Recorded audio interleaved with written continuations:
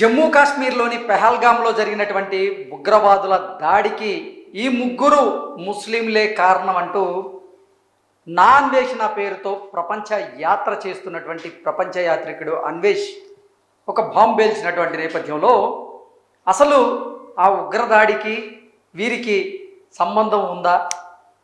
అసలు ఎందుకు అన్వేష్ ఈ ముగ్గురిని టార్గెట్గా చేసుకొని ఆ ఉగ్రదాడికి ఈ ముగ్గురి ముస్లింలకి సంబంధం ఉందని చెప్పాడనేది ఒక్కసారి మనం తన ఆడియో వినేటువంటి ప్రయత్నం అయితే చేద్దాం. జమ్మూ అండ్ కాశ్మీర్ లో హిందువుల మీద టెర్రరిస్ట్ అటాక్లు చేశారు కదండి. దానికి గల కారణం ఈ ముగ్గురు కనబడుతున్న ముస్లిమ్స్ అండి. ఒకరు మెహబూబా దిల్సే, రెండు సోహేలు బిగ్ బాస్ ఫేమ్, ఆ తర్వాత ఇమ్రాన్, ఈ పరేషాన్ బాయ్స్. సో మీకు పూర్తిగా ఆధారాలు చెప్తాను. ఫస్ట్ ఈ మెహబూబా దిల్సే, ఈడు తిండికి తెక్కానా లేని మటన్ కొట్టు మస్తాన్ రావు కొడుకు, తిండి కూడా లేదు. అలాంటి నా కొడుకు 2 కోట్లు ఖర్చు పెట్టి నువ్వే కావాలి అనే వీడియో తీశారు.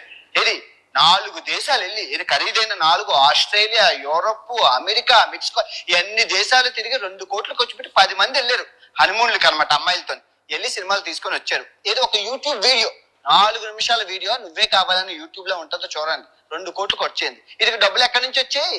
ఈ ఉగ్రవాద సంస్థలు ఇచ్చారు. ఆ తర్వాత 2 సోహేలు, 4 రెస్టారెంట్లు, ఒక సినిమా, అబ్బో మనోడు పత్యాపురం బోల్డ్. వీడికి ఎక్కడి నుంచి డబ్బులు వచ్చాయి? ఈ ఉగ్రవాద సంస్థలు, అంటే బెట్టింగ్ అప్పుడు ప్రమోట్ చేశారులేండి. ఆ తర్వాత మన ఇమ్రాన్, ఈ ఇమ్రాన్ గారి విషయానికి వస్తే ఈడు దుబాయ్లోని హోటళ్ళు, దుబాయ్లో షాపులు, తర్వాత అదైతే శ్రీశైలంలో కాటేజీలు, అబ్బో ఇండియాలో రెస్టారెంట్లు, ఖరీదైన కార్లు, అబ్బో లగ్జరీ లేదు. వీడికి ఎక్కడంటే ఈ ఉగ్రవాద సంస్థలు ఇచ్చారు. అంటే ఎలా ఇచ్చారంటే, ఇప్పుడు ఉగ్రవాద సంస్థలు ఈ అల్ ఖైదా, ఈ హమాసు, తర్వాత ఇవన్నీ ఉన్నాయి కదా, వీళ్ళు ఫోన్ చేస్తారనమాట.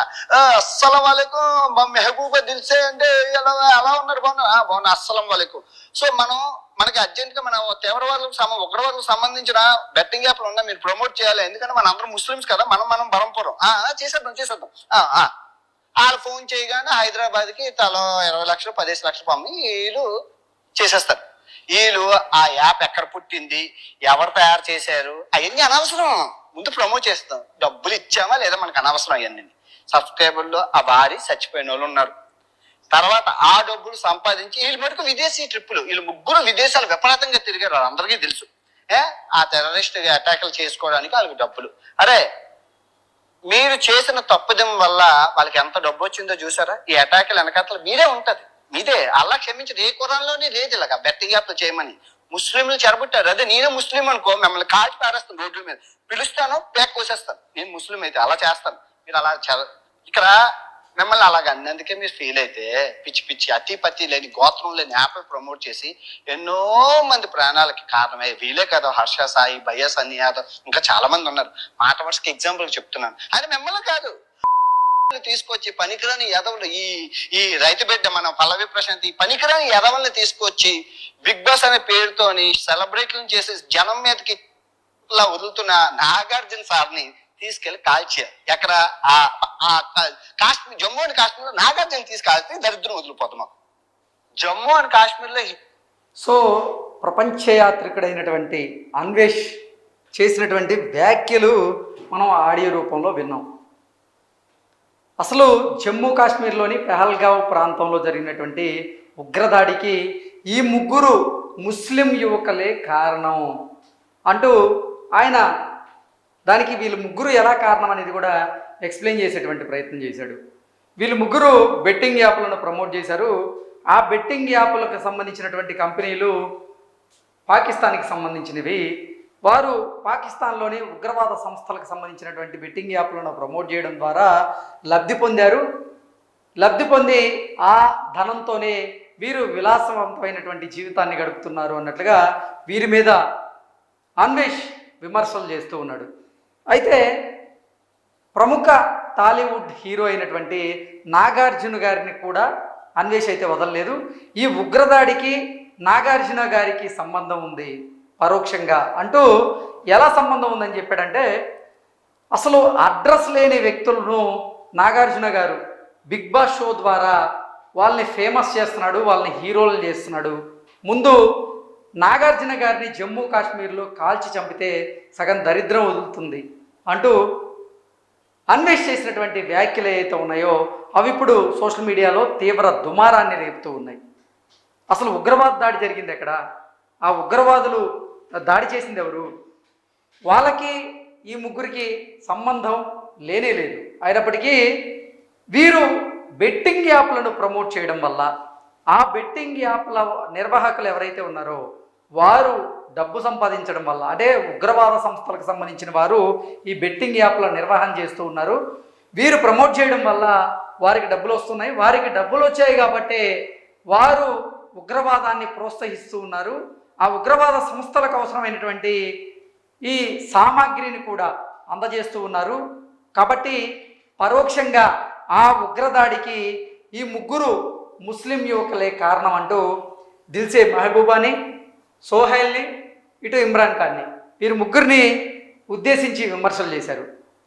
దిల్సే మెహబూబా ఈ మధ్య కాలంలో నువ్వే కావాలి అనేటువంటి ఒక పాటని ఆయన యూట్యూబ్లో విడుదల చేశాడు. ఆ పాట కోసం కొన్ని దేశాల్లో ఆయన పర్యటన చేశాడు. ఆ పాట కోసం కేవలంగా 2 కోట్ల రూపాయలు ఖర్చు పెట్టాడు. ఆ 2 కోట్ల రూపాయలు ఎక్కడి నుంచి వచ్చాయి? ఈయన బెట్టింగ్ యాప్లను ప్రమోట్ చేశాడు, ఉగ్రవాద సంస్థల ద్వారా ఈయనకి ఆ డబ్బు వచ్చాయి అంటూ అన్వేష్ మెహబూబ్ మీద ఆరోపణలు చేస్తూ ఉన్నారు.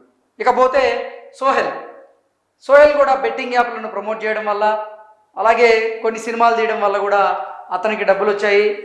అతను కూడా ఈ ఉగ్రదాడిలో పరోక్షంగా కారణం పాత్ర ఉంది అన్నట్టుగా సోహెల్ మీద కూడా ఆరోపణలు చేస్తున్నాడు, విమర్శలు చేస్తున్నాడు. ఇకపోతే ఇమ్రాన్ ఖాన్, ఇతనికి దుబాయ్లో కొన్ని హోటల్స్ ఉన్నాయి, శ్రీశైలంలో కొన్ని కాటేజెస్ ఉన్నాయి.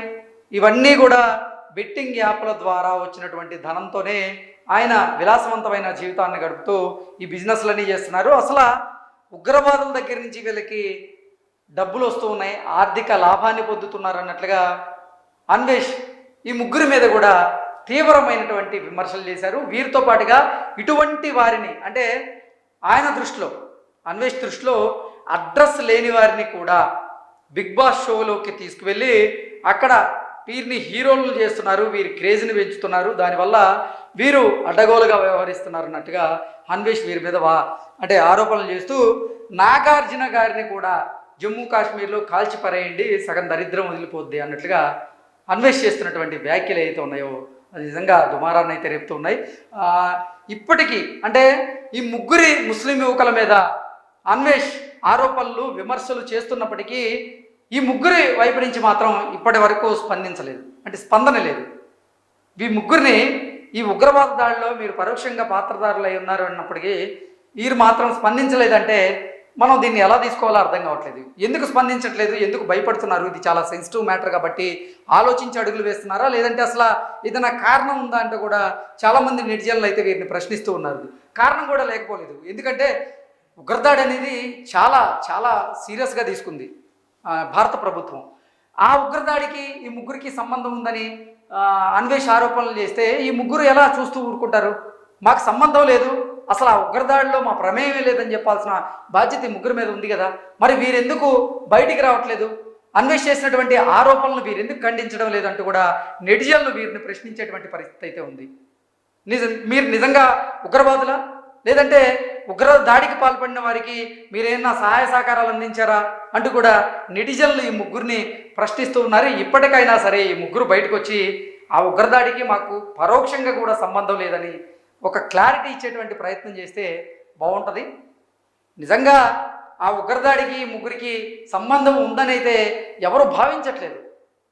అన్వేష్ ఏదో ఆరోపణలు చేశాడు. ఇప్పుడు బెట్టింగ్ యాప్లను ప్రమోట్ చేస్తున్నటువంటి సోషల్ మీడియా ఇన్ఫ్లుయెన్సర్ల మీద అన్వేష్ పోరాటం చేస్తున్నాడు, దానికి మనం మద్దతు ఇచ్చి తీరాల్సిందే. కానీ ఆ పోరాటంలో భాగంగా ఎవరిని పడితే వారిని నోటికొచ్చినట్లుగా మాట్లాడడం కూడా సరైనటువంటి విధానం కాదంటూ అన్వేషణను కూడా కొంతమంది నెటిజన్లు అయితే ప్రశ్నిస్తూ ఉన్నారు. అయితే అది పక్కన పెడితే మాత్రం అసలు ఈ ఉగ్రదాడికి ఈ ముగ్గురికి సంబంధం లేదు కదా, వీరికి ఎందుకు ఆ దాడిని ఆపాదిస్తున్నారంటూ కొంతమంది నెటిజన్లేమో వీరికి మద్దతు తెలిపేందుకు ప్రయత్నం చేస్తూ ఉంటే, మరికొంతమంది నెటిజన్లు మాత్రం వీరిని ప్రశ్నిస్తూ ఉన్నారు. ఉగ్రదాడికి మీకు సంబంధం లేనప్పుడు మీరు బయటికి ఎందుకు రావట్లేదు, ఎందుకు మీరు ఆ ఆరోపణలు ఖండించడం లేదు అంటూ వీరినైతే ప్రశ్నిస్తూ ఉన్నారు. ఇప్పటికైనా సరే ఈ ముగ్గురు బయటికి రావాలి, వీరు ఒక క్లారిటీ అయితే ఇవ్వాలి. ఇక యువ సామ్రాట్ నాగార్జునగా పిలువబడేటువంటి రవి, అతను కూడా ఈ నాన్ వెజ్ చేస్తున్నటువంటి ఆరోపణలు ఏవైతే ఉన్నాయో, విమర్శలు ఏవైతే ఉన్నాయో వాటిలో వాస్తవాలు లేవంటూ కూడా ఆయన బయటకు వచ్చి ఓ పోరాటం చేసేటువంటి ప్రయత్నం చేస్తూ ఉన్నాడు. ఏది ఏమైనప్పటికీ మాత్రం ఈ ఆరోపణలు విమర్శలు ఎదుర్కొంటున్న వారు మాత్రం నాన్ వెజ్ ఆరోపణలకి కమెంట్స్కి వారు బదులు ఇవ్వాల్సినటువంటి అవసరం అయితే ఎంత అని ఉంది. Thank you so much.